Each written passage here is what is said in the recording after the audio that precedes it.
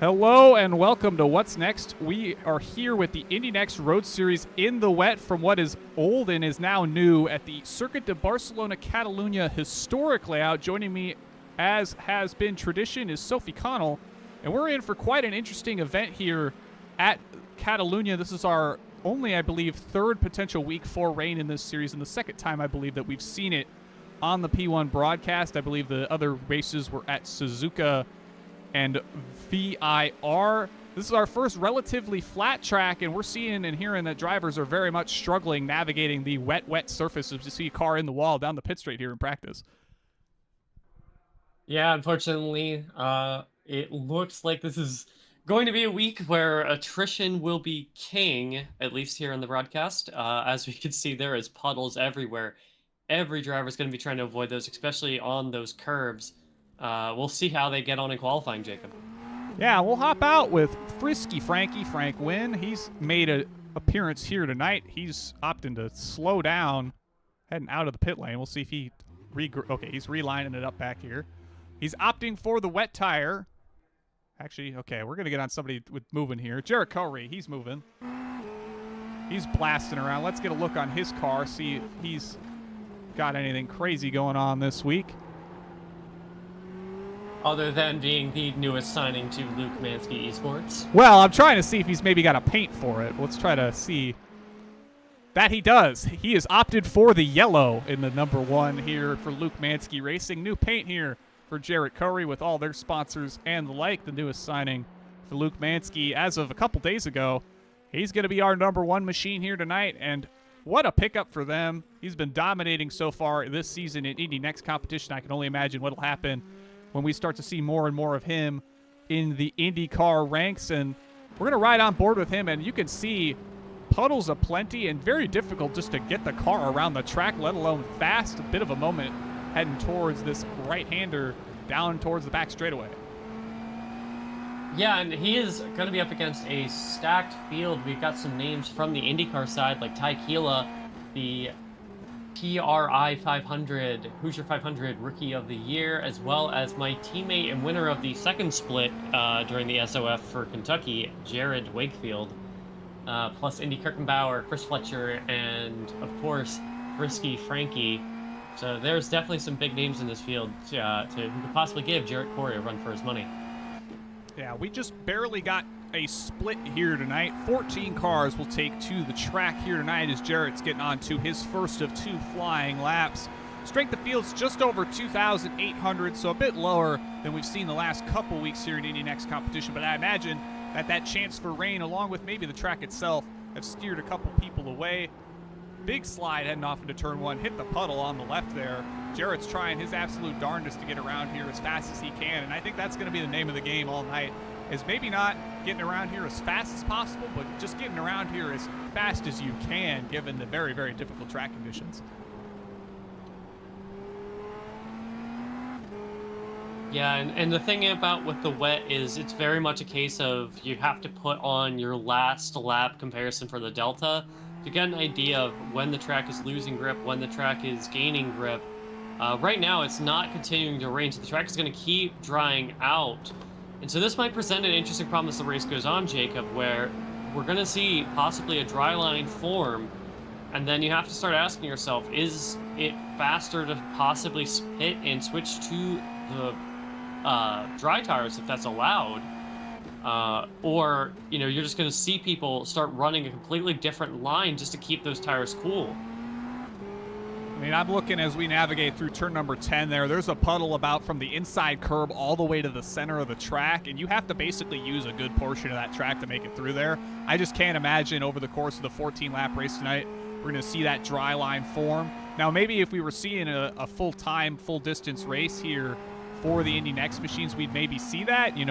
If we get, a series later on down the line that kind of emulates the Rear World Series, maybe we see around at the likes of Barber in the wet. You've got enough time to get the track dried up if it's pre-wet and doesn't rain again, but I don't know if we're going to see that. As we've seen, at least so far, it does not look like there's going to be a very easy line to kind of develop around here to put those dry tires on. Watching more of Jarrett Corey circulating, I'm starting to realize, yeah, that possibly was me putting my foot in my mouth there a little bit.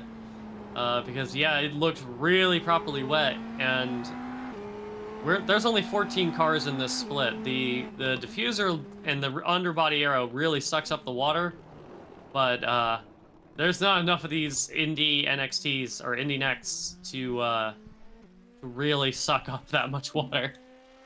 Yeah, and you could see Jarrett, rather, went off the track there and is just blasting up an absolute metric buttload of water off the back of his machine. You could see the sprays basically as tall as the car, if not taller, around every single portion of this track, and it never seems to really go down until he slows way down for some of these corners. We'll see that as he heads off into turn number 10 here.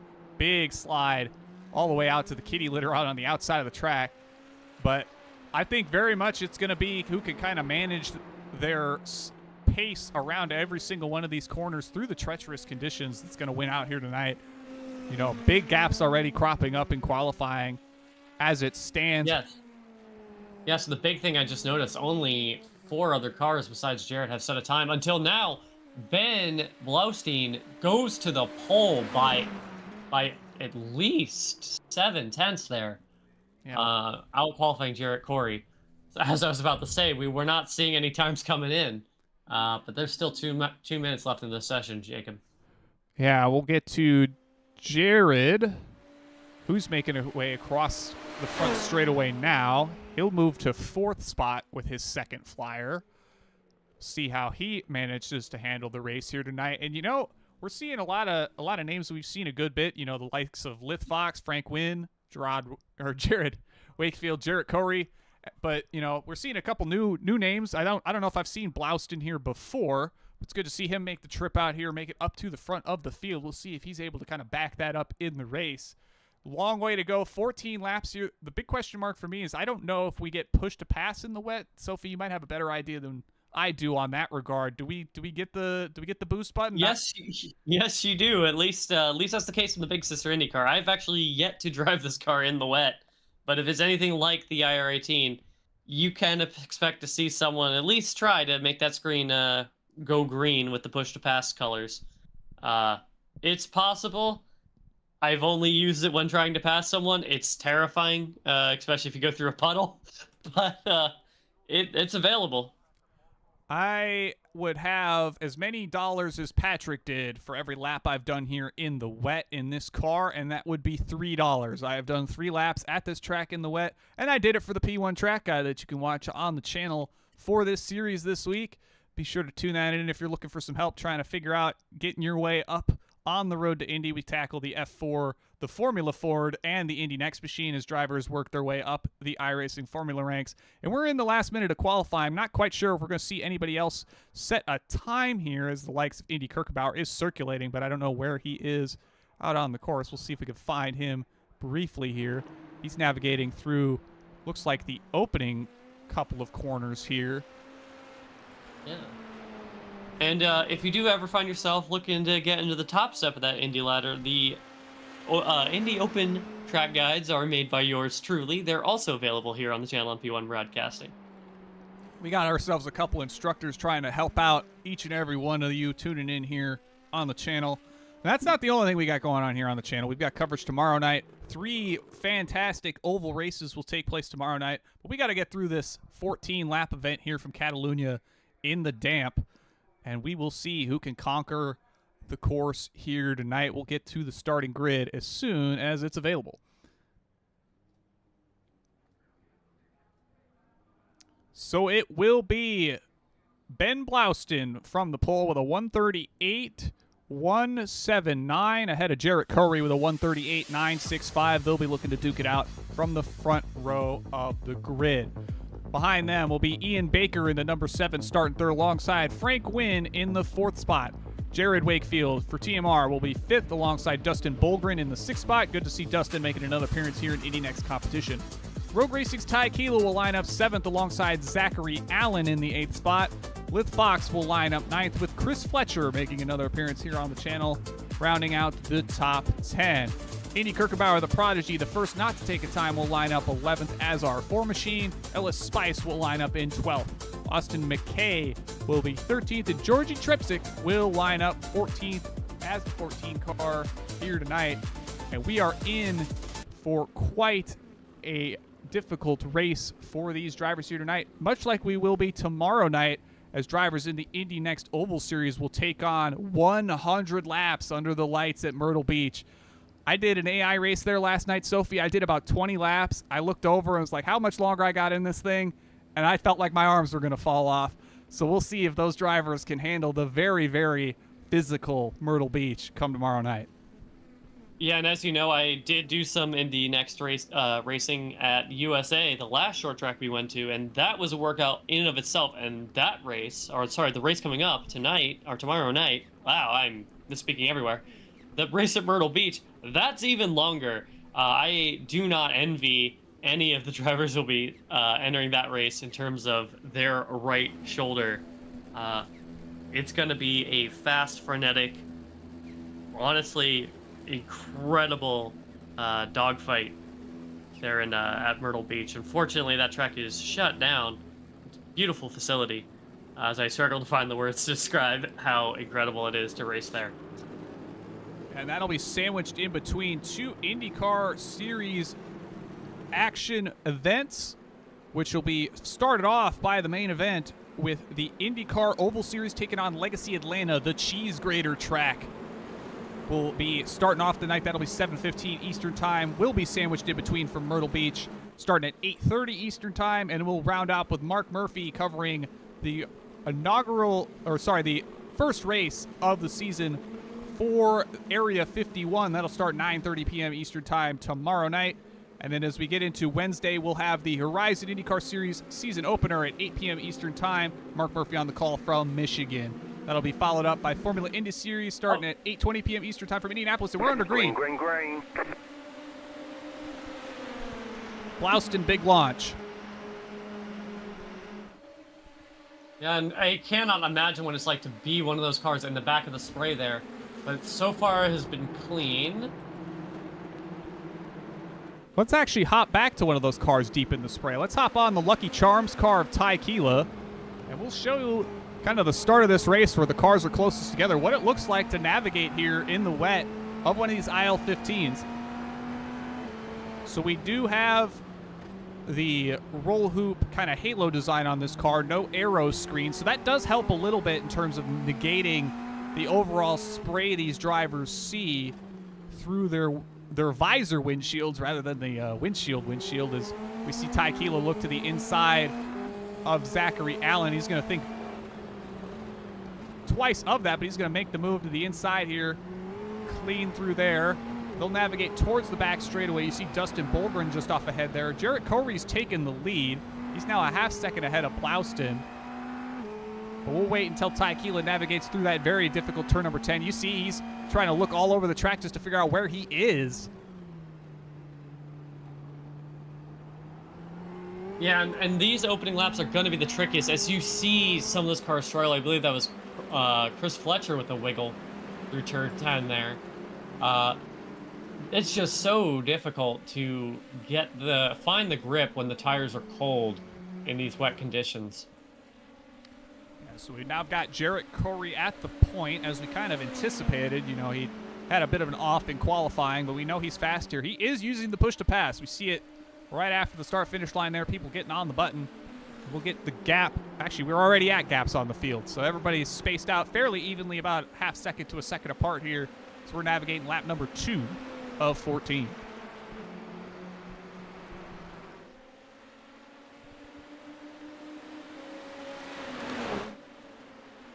Actually, hop back to the battle at the bottom of the top 10 here. Indy Kirkbauer leads the bulk of this group in 9th. You see Tripsick, McKay, Allen, and Spice off behind him.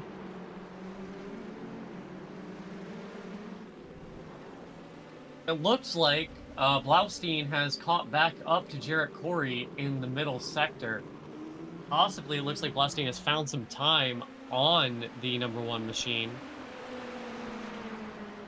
in those middle sectors, as Corey looks to be gapping them through. out of turn 9, which is a crucial corner as it sets up that passing opportunity into turn 10. Yeah, that run down into turn 10, aside from the front straightaway, is likely going to be the best opportunity for drivers to make passes here. And Jarrett seems to have found the rhythm, at least through that portion of the track. It'll be interesting to see kind of this cat and mouse game play out if Blaustein can stay kind of real close to him through the opening sector and maybe have the space come the front straightaway. We'll watch them run down towards turn number 1 here. All 3 drivers in the top 3 on the push to pass down the front straightaway here. Blaustein's the first one to get off of it. He'll go purple with a 138.026. And we'll just have to see, because so far nobody's really gotten too far away from here up at the front. It's not until you get back to Frank Wynn in 4th, who's about 2.5 seconds back of 3rd place here, that you see any significant gap. Right, and it looks like there is just once you get back to Frank Wynn, it's just over a second back to Jarrett Wakefield. So it seems to be quite tight in the top 5 itself.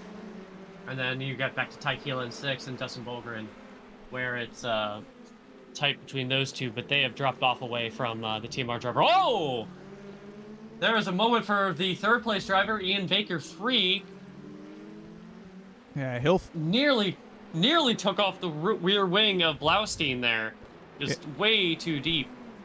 Yeah, he'll take a trip through the gravel and struggle to get back up to speed. That'll get Frank Wynn just behind him and leave it down to a 2-car fight at the front. Just 4 tenths separating the front 2. We've got another driver chiming in chat. Water, this car plus water equals me dead, and plenty of other people too. I'm imagining they might be hailing from the other split here tonight. But nonetheless, yes, very difficult. This car is difficult enough in the dry. We've seen it time and time again. Drivers getting on the throttle a little too quickly, spinning up those rear tires and spinning these cars around.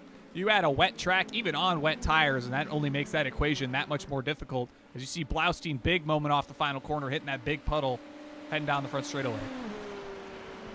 Yeah, and that's the thing. It is incredibly difficult to hold on to one of these cars in the wet, and if you have to really be pushing it to be at the sharp end, as Jarrett Corey is, as Ben Blaustein is. The problem is, if you do it and it works, you look like a genius. People will constantly sing your praises, but the second you overstep, you just make that slight misjudgment, it's all for nothing. I think the person who's going to be in the victory lane tonight is going to be the person who makes the least amount of mistakes while taking the most amount of risk. Yeah, that certainly seems to be the case, as Corey's going to one wide here. Blaustein's off! Blaustein's off. Both drivers going wide there, but Corey remains on the tarmac, and he's going to start to pull away here. Blaustein's on the button trying to make up for it. Yeah, and I'm sure Blaustein is kicking himself. He had gone purple that lap prior, and it's just that little bit quicker than Corey. Just could not find the way by. Possibly his eyes were a little bigger than the grip amount of his tires there.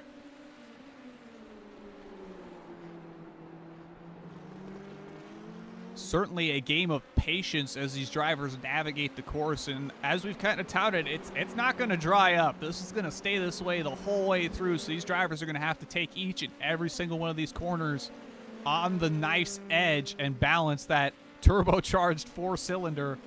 450 horsepower in this thing is no small feat, especially given we're much narrower, much shorter front to back than the IndyCar itself, which might make it that much more difficult to keep these cars under wraps. Yeah, a shorter wheelbase is definitely going to make that harder to control. It's going to be a lot more snappy, which is, I'm sure, what a lot of people are reporting when it comes to the way this car's handling. Ian Baker went purple that time by with a 137.557. We'll see if that time continues to fall and if he's able to make some headway forward at all. Jarrett Corey still leads. Let's take a look at the battle for the 8th spot. Ellis Spice is looking to the inside of Austin McKay here. They're going to go wheel to wheel here, navigating the opening sector of this track. Spice is going to get the move more or less complete here, as McKay's going to be looking around on the outside, heading off into, I believe this is turn 5. Spice just nosing ahead now. Yeah, it seems now that Spice managed to get the grip off that corner and looks to have the move done. McKay very close onto the brakes, onto the rear wing of that orange IL-15. Looks like Blaustein might have had another moment as well, as he's down to the 3rd spot behind Ian Baker. So that'll make it 5 seconds all the way to Jarrett Corey leading this field. We'll watch this battle for the 2nd spot, as I'm sure Blaustein's looking to try to garner a bit of forward momentum here in that Taco Bell machine. Yeah, and it was once again turn 5, that tight left-hander that's a little bit off camber. The track kind of falls away from you. And this time he kind of had a half spin that kind of brought him back out into the gravel, but he managed to recover. As Jarrett Corey goes purple, Corey looking to be the person making the least amount of mistakes right now.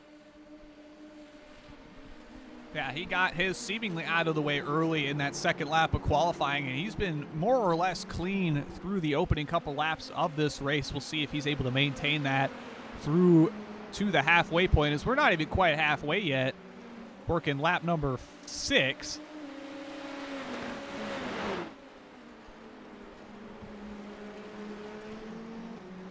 Yeah, one of the things you're seeing here is, no, Jarrett Corey, I spoke too soon. Commentators curse. Jarrett Corey goes off in turn 5.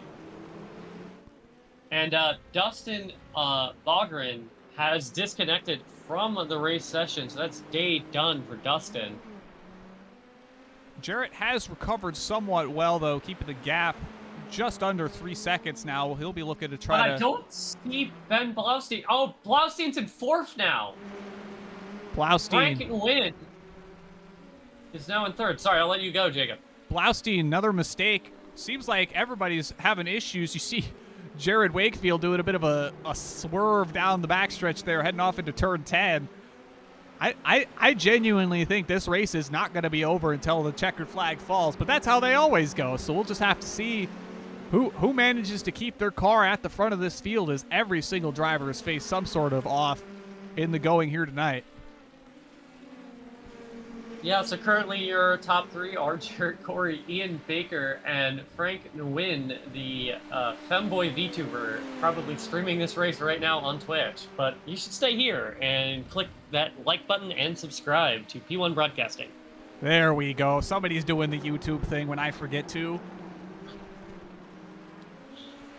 Gotta hit it with that smooth segue. So that will be Frisky Frankie for Mariah United VRT, I believe. I could be corrected at some point, assuming he makes it in this spot come the end of the race. He'll gladly correct us, I'm sure.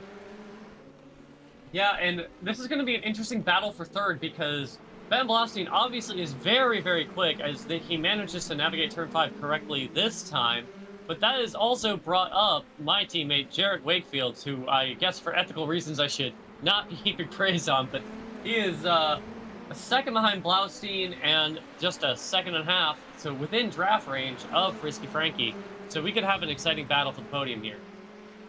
Yeah, certainly count nobody out. I think if you could keep your car moving and be within kind of this top 5 zip code, you see the likes of Ty Keela maybe 7 seconds out.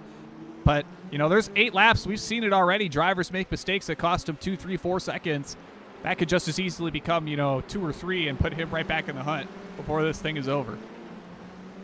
Yeah, and not to jump back, but Ellis Spice has fallen from the 8th position to the 9th position, and Austin McKee has gotten back around them. Want to give a quick shout out to Georgie. I'm sorry, I'm not going to know how to pronounce that one.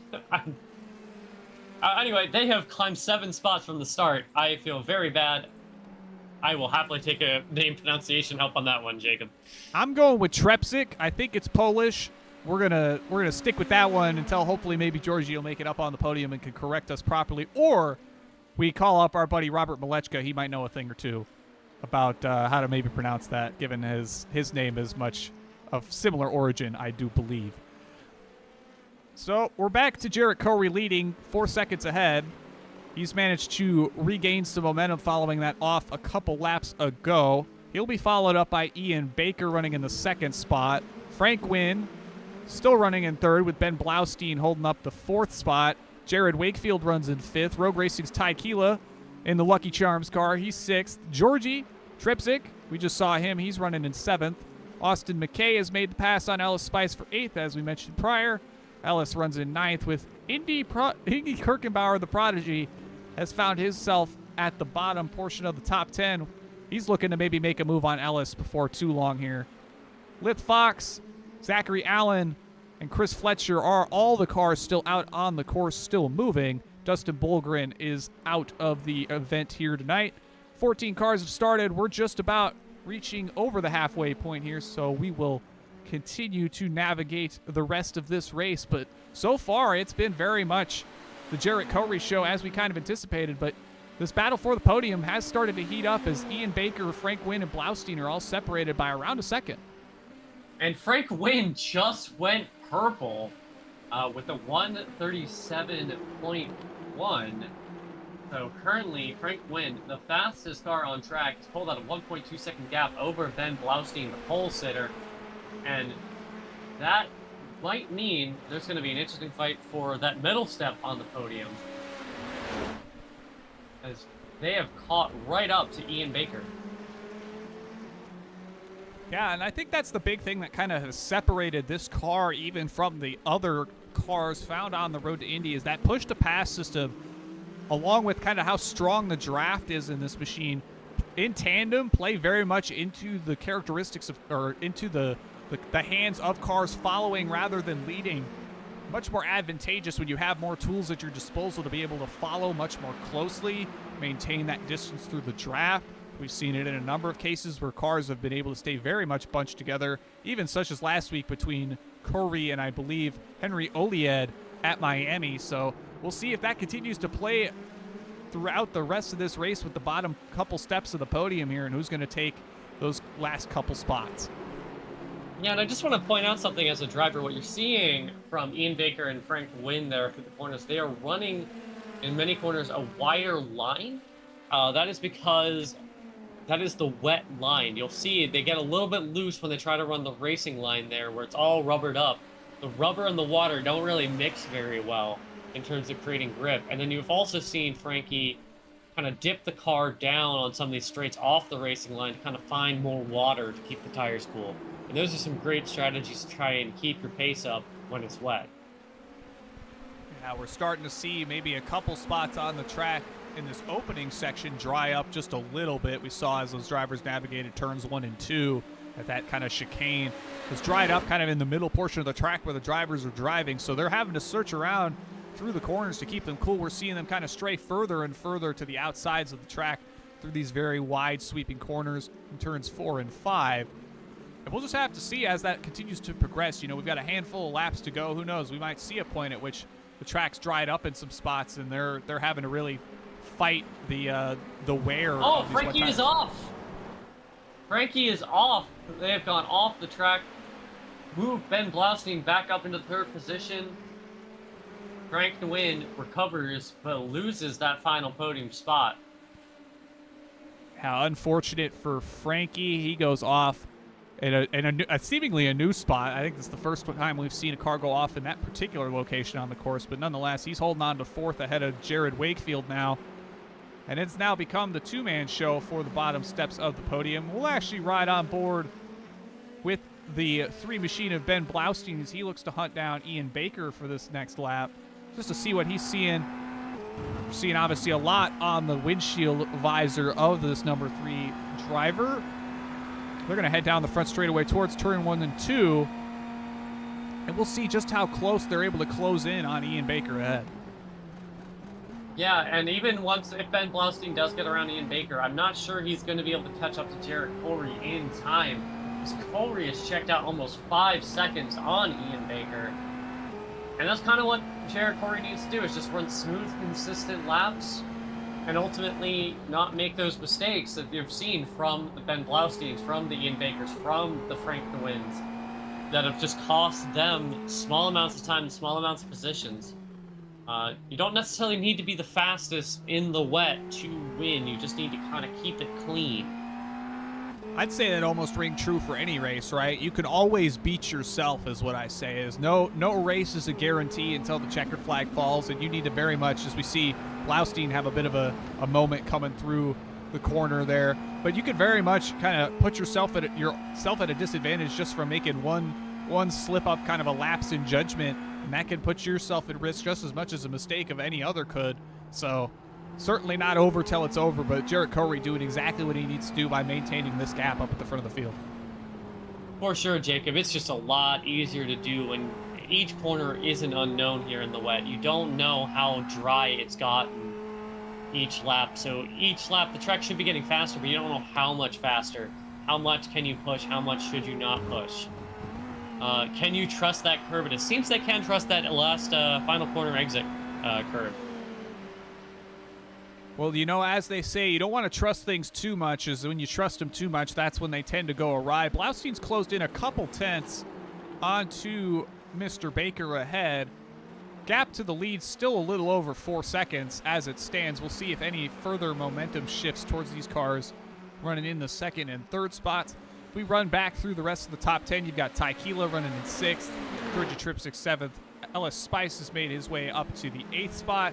Andy Kirkwood up to 9th, and Liv Fox rounds out the top 10 with Chris Fletcher and Zachary Allen rounding out the cars still on the lead lap. Looks like Austin McKay is circulating, but is now 1 lap down, potentially had to come down the pit lane to repair some damage.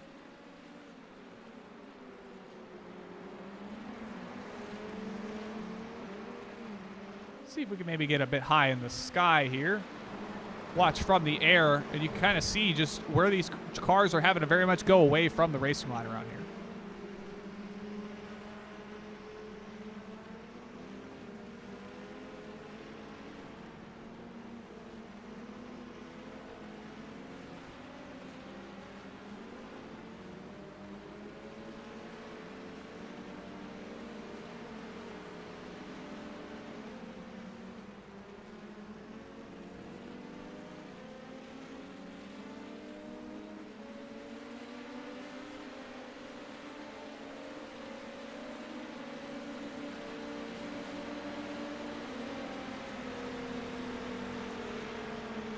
That gap will hold steady between Corey and Baker. It kind of falls as Baker makes his way into turn number 1 and then expands over the course of the rest of the lap. Blaustein's within about 3/4 of a second at any given time. That gap may start to close heading through this opening section, as we've seen him be very strong here throughout the night. He gets on the push to pass, trying to make up some ground heading off into turn number 4. Yeah, looks like Ian Baker is just that little bit quick enough to hold off Ben Blaustein, the pole sitter. Oh! As Blaustein goes off! Oh, no! I'm wondering if he got target fixation on Baker heading off into that turn number 5 there. He'll go off in the gravel once more. That's likely going to dismount any chance he has from moving up into the 2nd spot here tonight and puts him back towards the grasp of Frank Wynn. Indeed, and you know what? It's so easy to, when you make a mistake like that, to just mentally bury yourself and fixate on it. Hopefully Ben Blaustein can just focus forward and keep going if he wants to hang on to that 3rd spot on the podium. And all that, and the lead for Jarrett Corey continues to expand. It's now over 5 seconds once more. Honestly, I wouldn't have been surprised that he had stayed mistake-free. That would have been closer to 10, just given how consistent he's been. You know, and shout out to Ian Baker. He's been consistent up here. Just maybe he made the mistakes early and got caught out of the draft window early on. But nonetheless, he's putting up a solid race here tonight, running in 2nd, as we've got the white flag up in the air. One more lap here from Catalunya. Yep, one more lap, and again, ironically, I was right. There is a dry line forming, but way too late for it to ever make any difference, as you could see it coming through that last corner. And into the first corner here, you can start to see where the track is dried out compared to the rest of it. But yeah, you could certainly see kind of the lighter gray portion of the track materialize late in the going here, but just not enough time in these shorter, albeit still decently long, sprint races here at Indy NXT Road Series competition. Yep, and Ben Blaustein has pulled away from Frank to win, so it's not going to be a late charge for the VTuber unless, of course, Ben Blaustein makes another mistake. So it's not over till it's over. But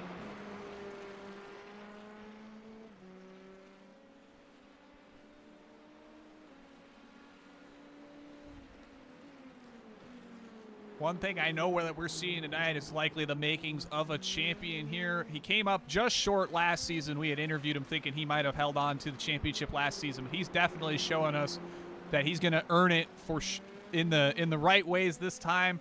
Jarrett Curry's going to round the penultimate corner, head towards the final corner here at Catalunya, head down that front straightaway for the final time as a winner, and you got to imagine he had himself quite the ride here over the race here tonight. Oh, for sure, and I bet you he is doing a big exhale now that it's the checkered flag lap. Just because it has got to be nerve-wracking. He was not necessarily a slouch in terms of pace at all. He was definitely maintaining that gap, and I'm sure there was some anxiety every time he felt the twitch. But he held on and secures the victory. Ben Blaustein will hold on to third, as well as Ian Baker in second.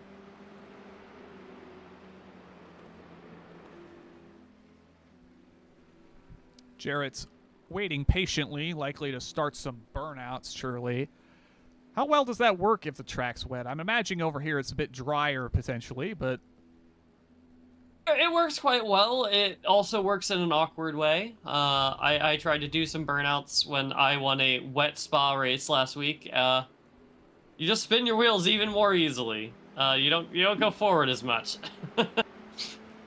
So I believe all the competitors have crossed the line, so we'll start getting to the finishing results. Jarrett Curry going to win the race here tonight, followed up by Ian Baker in the second spot. Ben Blaustein will round out the podium.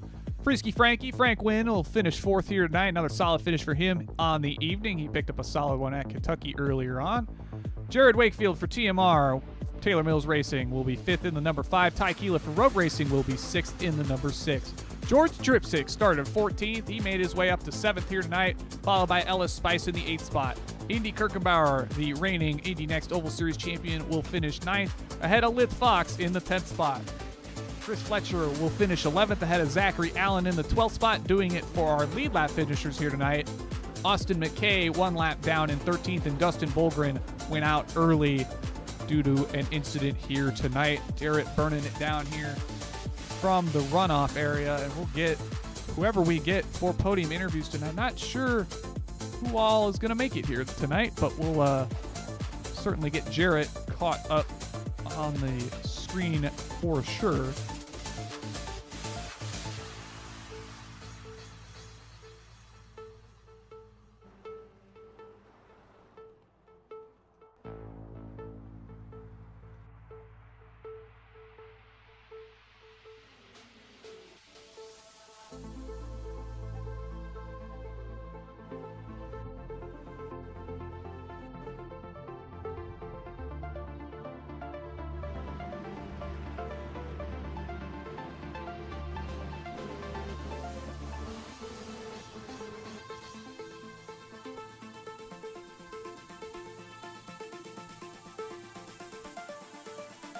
There is Jarrett. We'll get him on up here, and if anybody opts to join him, we'll get them on up here as well. Jarrett Corey, Jake Collins, Sophie Connell, Penwood Broadcasting. You got me? Yep. Well, Jarrett, I think you got your mistakes out nice and early and very minimally at that. Your second lap of qualifying, we saw you kind of go off at turn 5, and then I think we saw you do it again in the race at some point, but you stayed at the point once you got it. Kind of walk us through navigating the very wet course here at Catalunya tonight. Yeah, so, well, the race before this, I got cooked by Caleb Boemer. I don't know how to pronounce his last name, but he's P2 in the championship, and so, I mean, I've raced him before, I think, in the GTP at Wet Portimao, and he was I think 2-3 seconds a lap faster than me, and I finished P2 that race, so I knew he'd be good in the wet, and kind of surprised he didn't do this one, so that helped me out a lot that he wasn't in this race, but this race is a lot wetter than the previous one, and it definitely seemed like turn 5 was very treacherous, because yeah, Ben went off on lap 1, and that handed me the lead, and then I went wide, and he sort of did, I think it was Singapore 2023 when Norris hit the wall and then Russell crashed, like that sort of thing, where like I went wide and then he went even wider, so that actually helped me, as I sort of built up the gap, and then he must have spun behind me, and that from there it was just managing the gap, like going only as fast as I really need to, like not taking too much risk, especially after I had the second off, because Yeah, it definitely seemed like there might have been a puddle there that you couldn't quite see when you're sort of going up the hill, changing direction. You just don't quite see it, and perhaps you hit it the wrong way, brake a little bit too late, and off you go. So uh, it was very treacherous there. Yeah, apart from that, it's just keeping the car underneath you, really. Yeah, it certainly seemed like an exercise in patience to make it around every single corner here tonight. We saw a number of drivers. Basically, I think if there was a corner on this track, we saw somebody go off on it just about without fail here tonight, but ultimately kept it in control so far here tonight. Sophie, you got anything for Jarrett tonight? Yeah, Jared, do you want to walk us through the kind of mental state of, when you're out front, your only goal is to try and run quickly, but run mistake free. And I'm sure you were hearing the spotter calls when Frankie and Blaustein and Ian were starting to turn purple laps. Did you at any point worry they might catch you, or were you just incrementally increasing the pace just to manage the gap? I did hear a spotter call that Frankie did like a 47 flat, and that like that same lap I did like a 48 flat. So I was a little worried for a second, and then I saw them get kind of sort of stuck behind Ian, and I was like, okay, well, I probably have this. I just need to keep doing consistent laps. But I mean, apart from that, just try to stay as focused as possible. Avoid like the puddles, the curbs. Basically, like if you do enough laps, you'll figure out like where you shouldn't go, and so it's just being focused on not going there, really. Like avoiding like puddles where you know there's puddles, or being extra careful in places where you've been off at before, just to make sure it doesn't happen again. But yeah, it's just a lot of staying focused and avoiding curbs and puddles. Well, avoiding the curbs, avoiding the puddles, and staying on the track as best as you darn well could here tonight. Got you the win here tonight, Jarrett. You know the deal. Friends, family, sponsors, anyone you want to thank, please do so. I'd like to thank Luke Mansky Esports and especially Logan Edwards for recruiting me. I mean, I still can hardly believe that like I'm part of a team. Like I figured it might happen at some point, but like I did not wake up yesterday morning with like expecting like a DM from Logan asking if I wanted to join Luke Mansky Esports. So that's great, and I hope more can come from this. Yeah, it's great, and also great that I could deliver a win on my first broadcast race. Well, it's certainly deserved. Yep. Well, Jarrett, we thank you for joining us here once more. Congratulations on the win once again and getting onto that Luke Mansky roster. We're looking forward to many things to come for you and that team. And we'll catch you next time, where I believe we're taking on Watkins Glen Classic Boot, a track I know you're very much familiar with.